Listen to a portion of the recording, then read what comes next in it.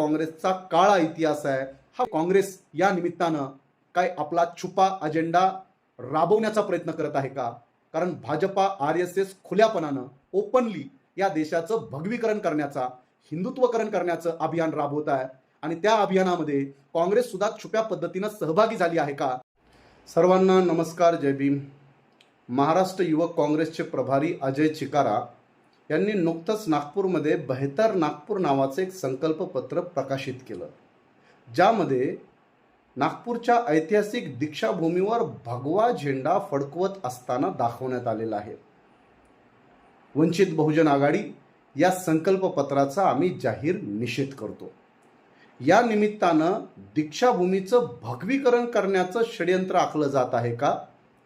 आणि काँग्रेस पक्षाच्या सर्व वरिष्ठ नेत्यांची आणि एकूण काँग्रेस पक्षाची या प्रवृत्तीला मान्यता आहे का? आणि जर मान्यता नसेल तर काँग्रेस पक्ष या त्यांच्या युवकच्या प्रभाऱ्यांवर किंवा युवकच्या पदाधिकाऱ्यांवर कोणती कारवाई करणार आहे? यांना जाब विचारणार आहे का? माफी मागायला लावणार आहे का? की या लोकांना पदावून मुक्त करणार आहे? याचा खुलासा आपण केला पाहिजे।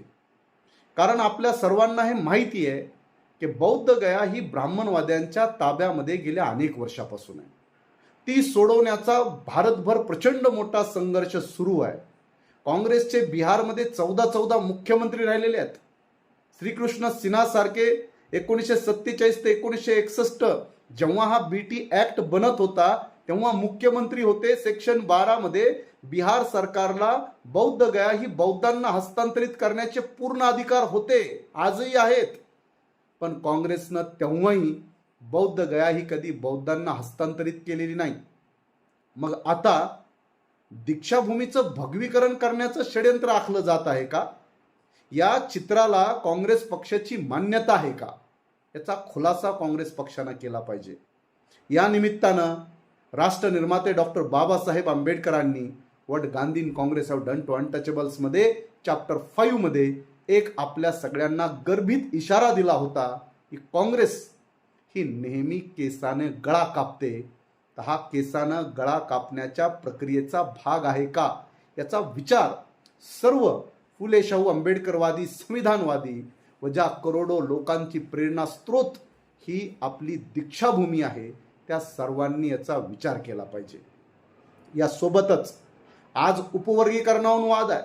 या उपवर्गीकरणाची निर्मिती 1975ला पंजाबमध्ये काँग्रेसनंच केली होती। ज्या खाजगीकरणामुळे आपल्या करोडो नोकऱ्या संपुष्टात आल्या, ते खाजगीकरण सुद्धा काँग्रेसनंच केलं होतं। हाही काँग्रेसचा काळा इतिहास आहे, हा विसरून चालणार नाही। म्हणून या निमित्तानं मी आपल्या सर्वांना थेटपणे या व्हिडिओच्या माध्यमातून आव्हान करतो आहे की काँग्रेस या निमित्तानं काय आपला छुपा अजेंडा राबवण्याचा प्रयत्न करत आहे का? कारण भाजपा RSS खुल्यापणानं ओपनली या देशाचं भगवीकरण करण्याचा, हिंदुत्वकरण करण्याचं अभियान राबवत आहे आणि त्या अभियानामध्ये काँग्रेस सुद्धा छुप्या पद्धतीनं सहभागी झाली आहे का? याचा खुलासा या निमित्तानं काँग्रेसच्या जबाबदार लोकांनी केला पाहिजे।